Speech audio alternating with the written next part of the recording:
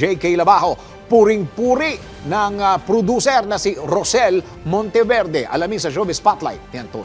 Puring-puri ni Rosel Monteverde ng Regal Films si J.K. Labajo sa press con ng pelikulang Untold kung saan ginagamparan ni J.K. ang karakter na isang cameraman sa nasabing pelikula. Sinabi ni Rosel na siguradong makakasama ulit sa gagawin niyang pelikula ang singer.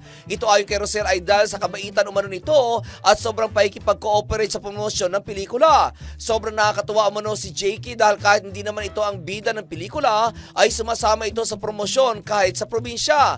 Pagdating pa lang umano sa airport ay nagpapatawa na ito sa kanilang mga kasama kaya't nagiging magaan ang kanilang lakad lagi. Mahilig umanong magbiro si JK at very cooperative at masipag sa promo guesting kahit na nga hindi ito ang lead star kaya't asahan na raw nito ang mga susunod pang proyekto sa kanila. At iyan aking balitang showbiz para sa impilang metodong lakas, DWIZ. Ako si Anton, nagbabalita ng tama, naglilingkod ng tama.